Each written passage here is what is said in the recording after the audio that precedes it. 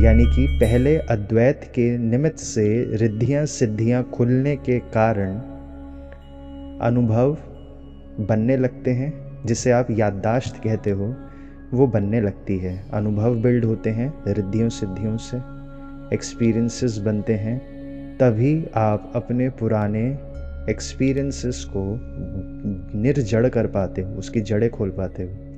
वरना सडनली द्वैत में नहीं जा पाता कोई भी जीव। लेकिन अभी क्या समझ रहे हैं हम? जैन वाला द्वैत नहीं, द्वैत वेदांत नहीं, अद्वैत। जिस समझ के निमित्त से, जिस दर्शन में प्रवेश करने के बाद, जिस पर्सपेक्टिव में जीते जीते लंबे समय जब बीतता है, तो सिद्धियां का द्वार है ये। बस सिद्धियां क्या है? एक अलग प्रकार का याददाश्त बनेंगी उनसे। कैसी याददाश्त बनेंगी? कि शरीर से जो नॉलेज आ रही है, यानी कि इंद्रियों से जो नॉलेज आ रही है, वो ऑब्जेक्टिव नहीं होती।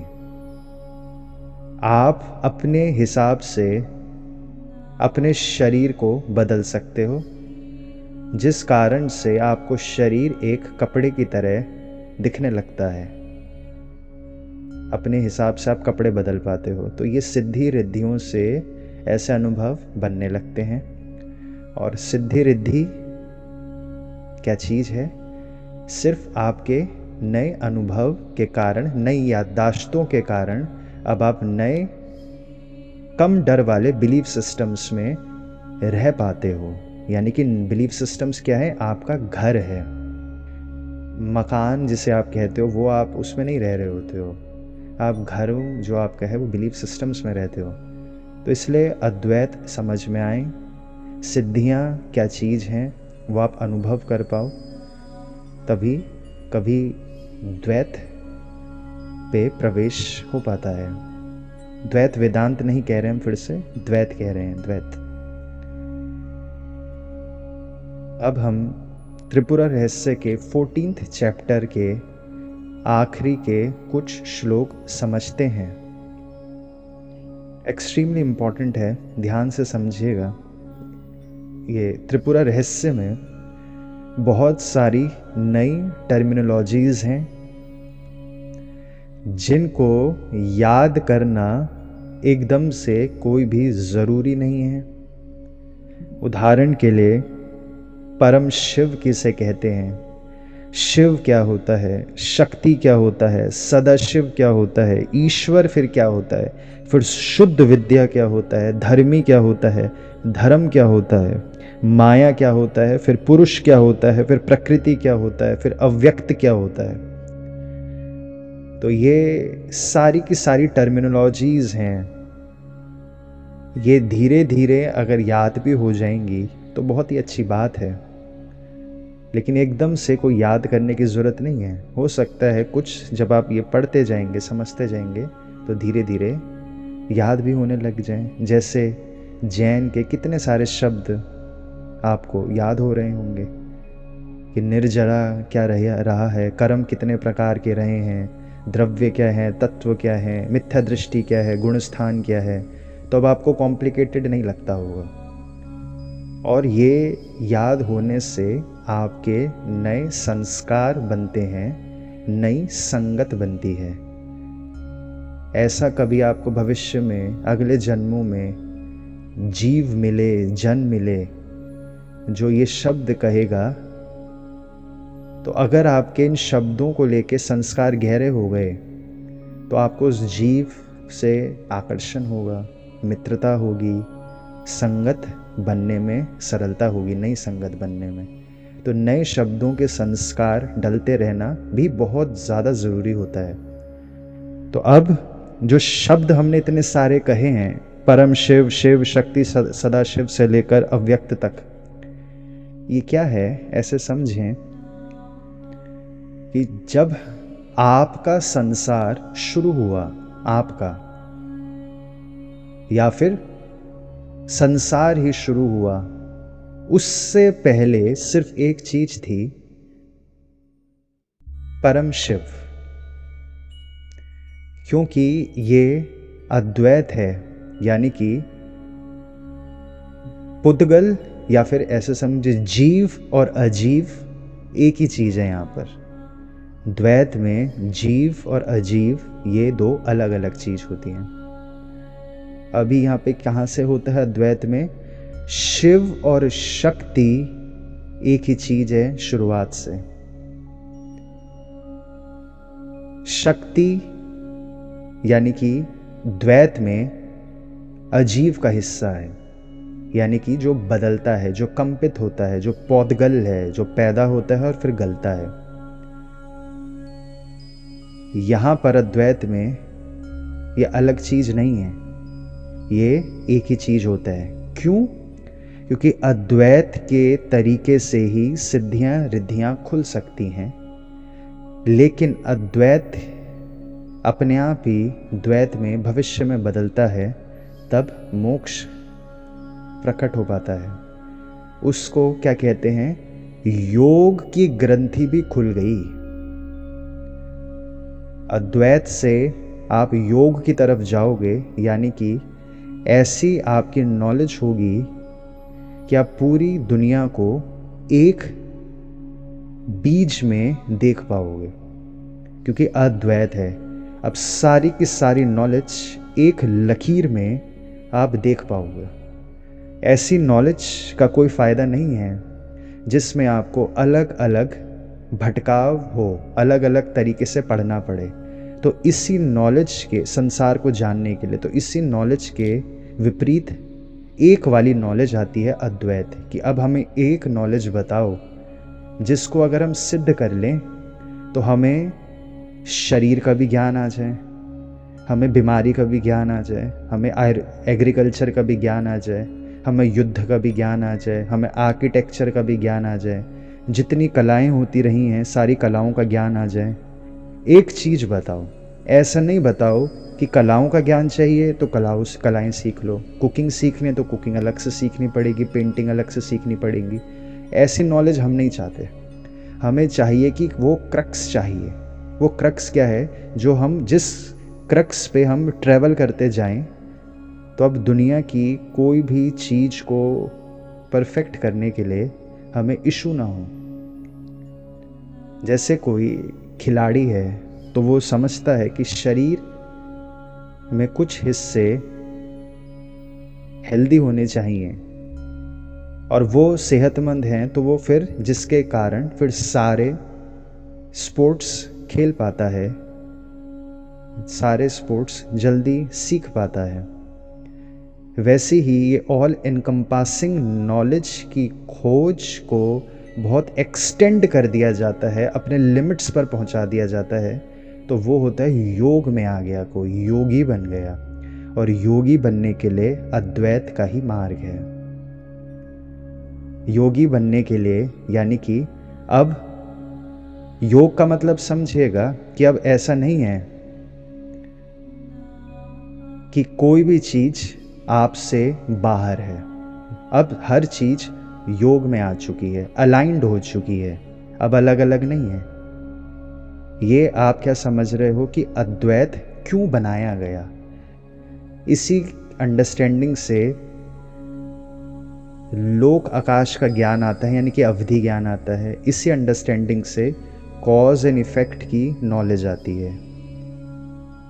कॉज एंड इफेक्ट की नॉलेज यानी कि अद्वैत, यानी कि चीज़ों के कॉजेस होते हैं, यानी कि रिद्धियां सिद्धियां का मार्ग। द्वैत वही प्रवेश करता है जन जो कॉज एंड इफेक्ट के लास्ट ब्लॉकेज को भी जला देता है। कॉज एंड इफेक्ट के ये ब्लॉकेज है, कॉज एंड इफेक्ट का ये यानी कि ग्रंथि है। ये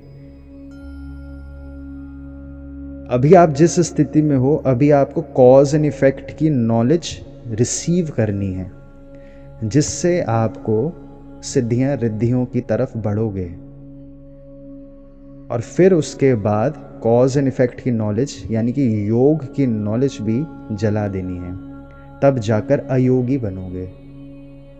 अयोगी नहीं हुए तो मोक्ष प्रकट नहीं होता।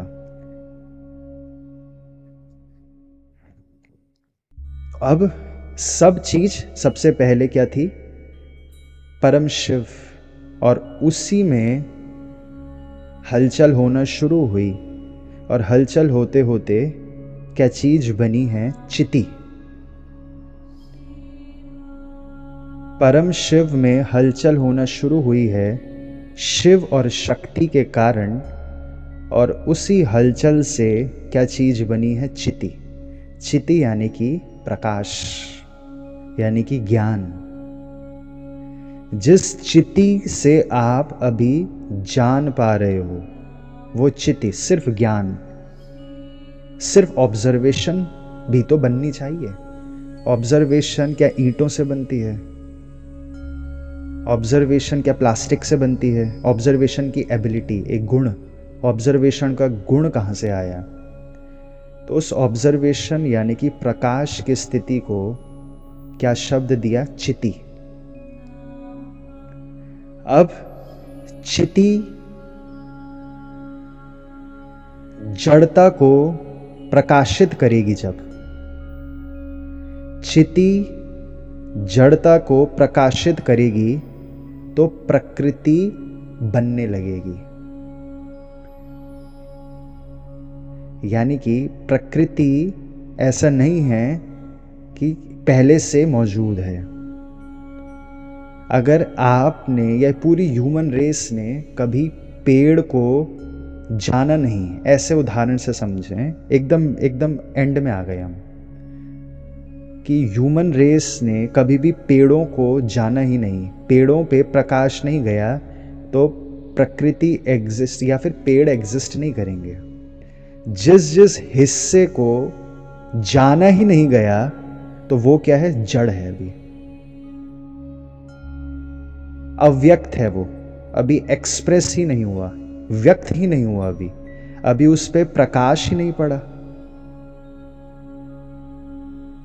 चिति का प्रकाश जहां नहीं पड़ा, कहां नहीं पड़ा?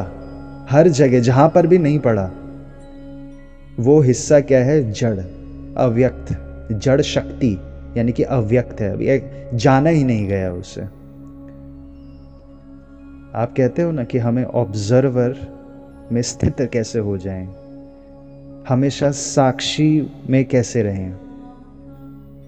तो वो जो साक्षी होने का गुण है वो किस चीज से बनता है? वो ईंटों से बनता है, सीमेंट से बनता है? वो कहां से आ गया गुण? साक्षी का मतलब है पुरुष की स्थिति। पुरुष की स्थिति कहां से आई? चित्ती, आप समझ रहे हो, प्रकाश जहां जहां पर नहीं पड़ा वो क्या है? जड़ शक्ति। जहां जहां पर प्रकाश पड़ गया तो अब बन गया प्रकृति। जहां जहां पर प्रकाश पड़ गया अब आपको प्रकृति जानने में आ रही है। आप चित्त समझते हैं, बहुत सरल शब्द है, यानी कि आपका मन, बुद्धि, अहंकार, ये क्या है? चित्त है। चित्त की वृत्तियां घटती है तो योग होता है। मन, बुद्धि, अहंकार, इसको आप जानते हैं। परम शिव में स्ट्रक्चर होते होते होते कहां पहुंच गए? चित्त पे पहुंच गए। अब चित्त में, यानी कि अभी जिस स्थिति पर हम सब हैं, इस स्थिति में अगर नींद बढ़ती जाएगी, नींद क्या है? जड़ता। यानी कि जड़ता क्या है? यह चीज कभी ना बदले। मन में यानी कि चित्त में, ये मन, बुद्धि, अहंकार, इसमें जड़ता बढ़ती जाएगी, यानी कि जड़ हो जाए संसार, कुछ ना बदले। मेरी माता कभी ना मरे, मेरे पिता कभी ना मरे, मैं कभी ना मरूं, सब साथ में ही मरें, साथ में ही जिएं, कुछ ना बदले, कोई मेरी चीज खराब ना हो। ये जड़ता बढ़ रही है, यानी कि मोह बढ़ता जा रहा है चित्त में, यानी कि नींद बढ़ती जा रही है।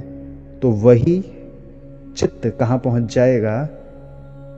खुद ही प्रकृति बन जाएगा।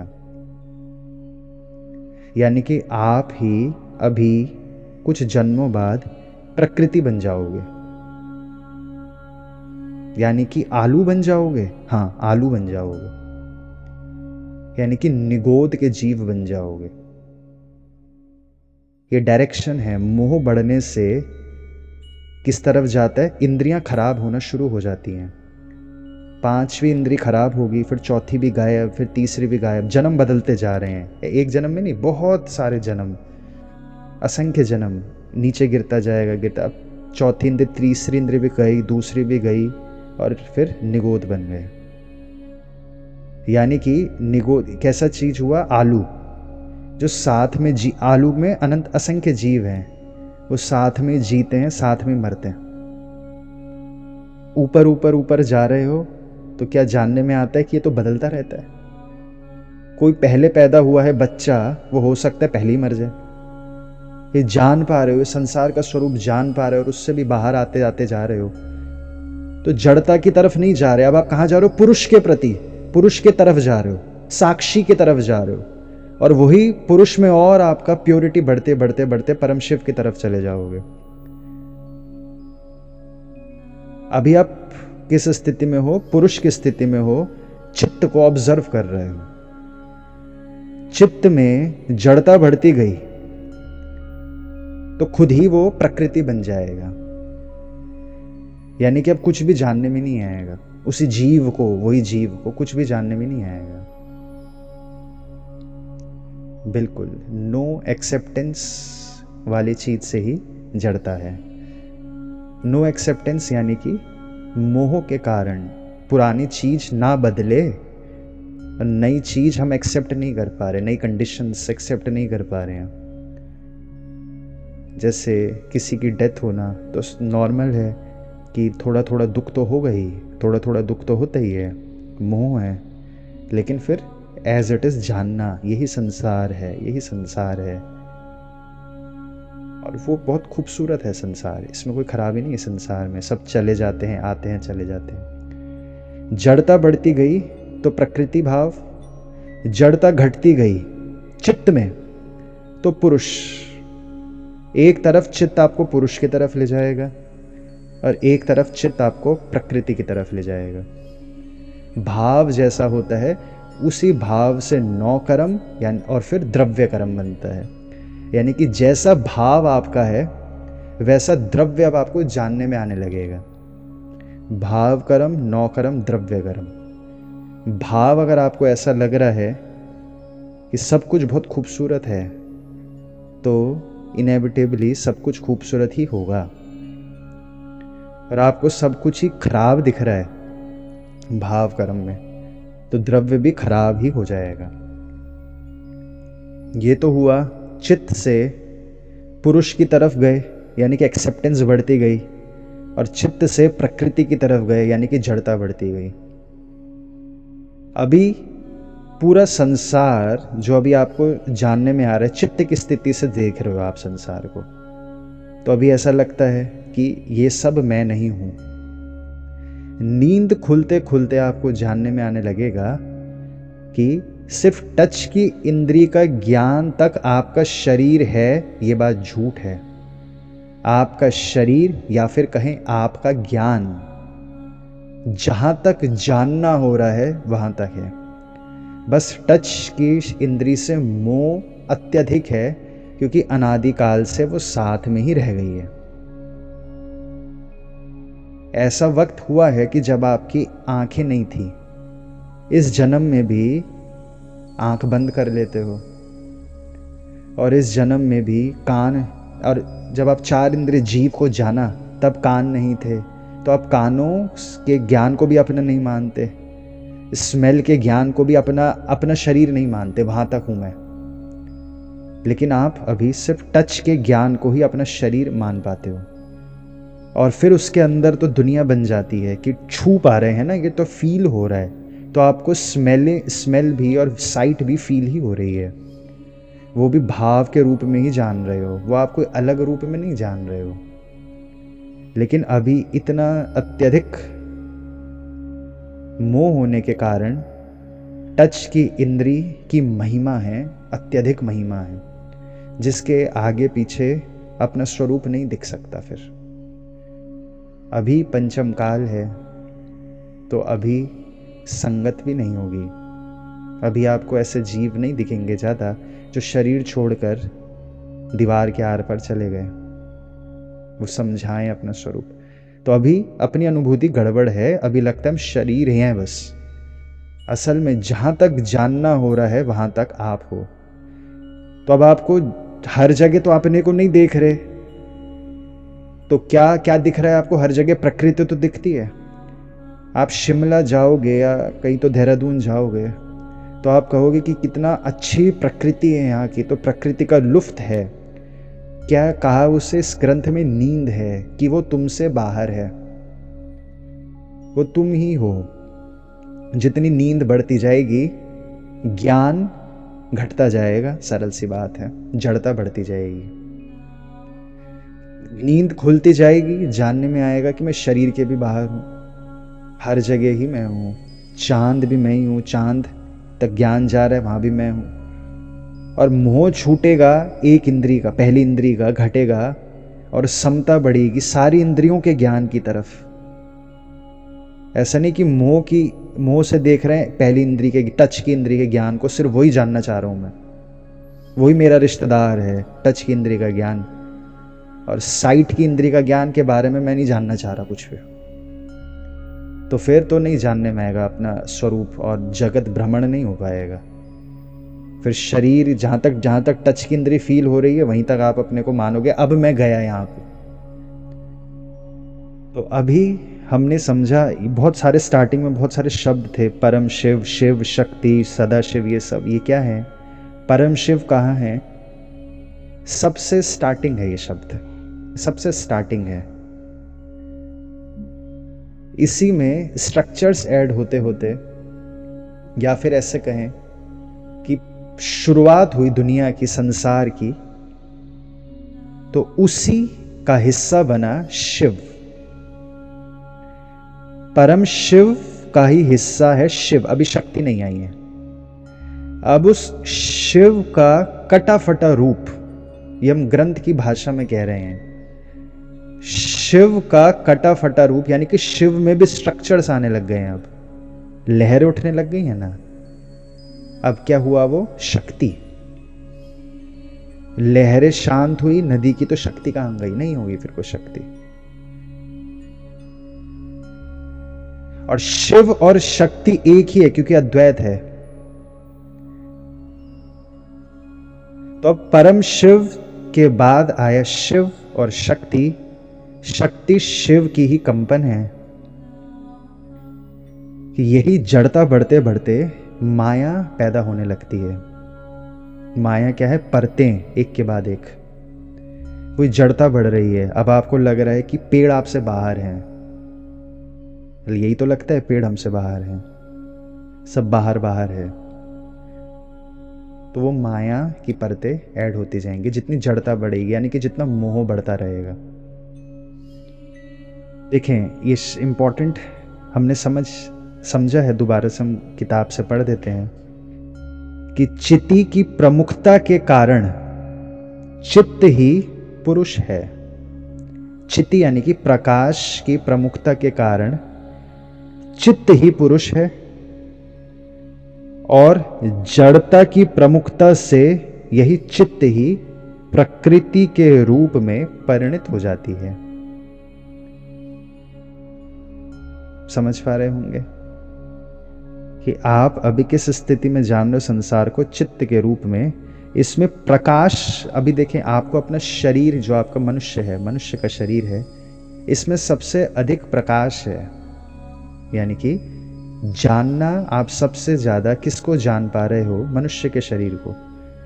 उससे ज्यादा आप किसी चीज को भी नहीं जान पा रहे अभी। जिस चीज को आप जितना कम जान पा रहे हो वो आपको उतनी प्रकृति दिखेगी, और जिस चीज को आप जितना ज्यादा जान पा रहे हो वो आपको उतना जीवित दिखेगा, जीवित दिखेगा आपको उतना। अच्छा सोचो, आप नदियों से बातें कर पाओ, आप ऐसे संयोगों में प्रवेश कर जाओ कि नदी को आप बोल रहे हो कि बाढ़ कब आएगी, और नदी आपको बता दे कि अब आएगी बाढ़। या फिर आप नदी को बता पाओ कि अपना फ्लो घटा दो। ऐसी अगर दुनिया कभी, तो जो शास्त्रों में तो होती है ऐसी दुनिया, नदी को बोलो कि एक नई नहर बना दो।